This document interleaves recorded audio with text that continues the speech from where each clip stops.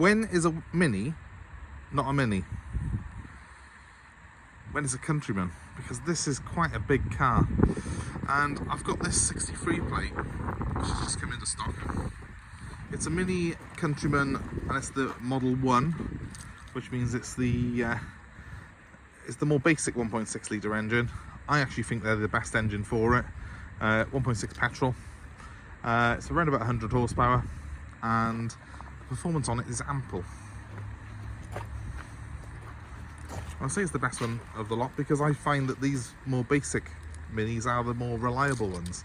And when you get into Cooper S's and Cooper S diesels, I've had no end of problems with those cars in terms of engine failures, in terms of timing chain snapping, and even in terms of timing going out of sync on them and destroying the valves. I really personally find that the more basic your Mini, the more reliable it is and the more happy the customer. So I'm personally a fan of the lower end Minis like this. So although this is a Mini 1, it's a Countryman. That means it's a much bigger body style than your conventional Mini. This is easily as big as something like a Ford Focus, but it's more sort of like a mini SUV really, in terms of the fact you've got a higher driving position, nice high roofline and a big glass area on it. It does make the car a very pleasant thing to drive and to look at. You've still got those nice mini features on it, like the wheel arch extensions, which are done in matte black. This particular one's got the white roof, but it's a floating roof design. What I mean by that is that you've got black pillars all around on the car to give the illusion of a roof that's floating above it. And as you can see, to carry on the sort of SUV style theme, the Countryman comes with these quite sleek aluminium look roof rails. You've still got the chrome door handles though, like you have on the conventional Mini. And when you come around the back, it's no mistake in that this is a Mini. It's got that family resemblance on it.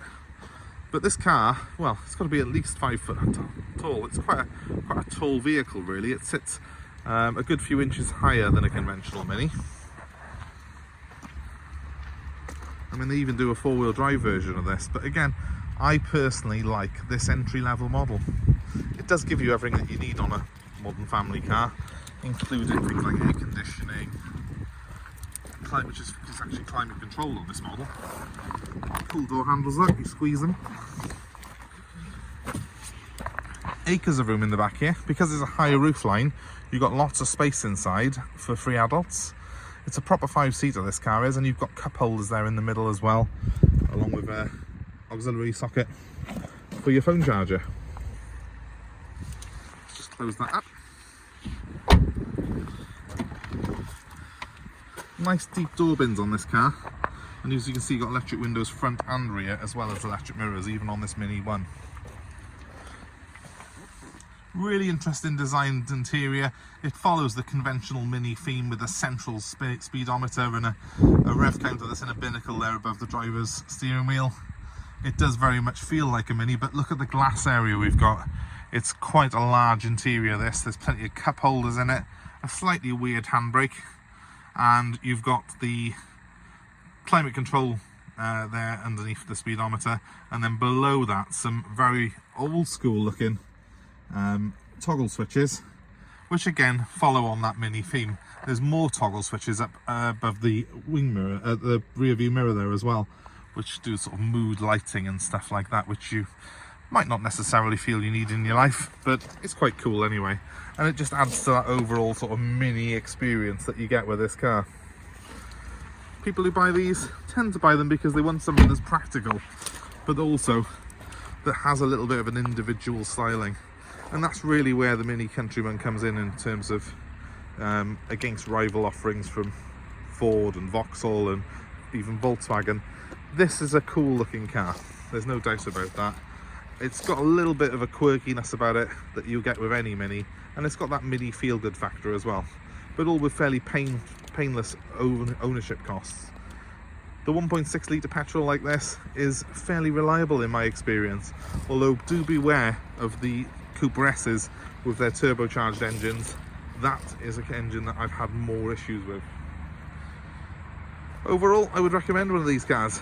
I think they're they're a good used buy now, and they do still look modern because Minis are sort of retro styled in the first place.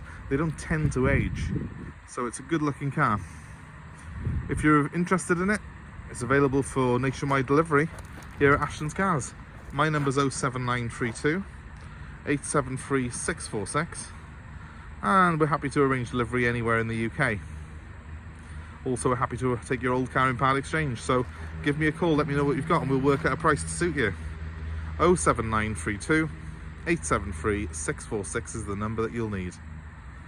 Thanks ever so much for watching. This is just a very brief introduction to this car. I'm sure that we'll probably put some more Mini Countryman listings up shortly. They are very, very popular, I find, so please give us a call straight away if it's of interest to you. Thanks again. Goodbye.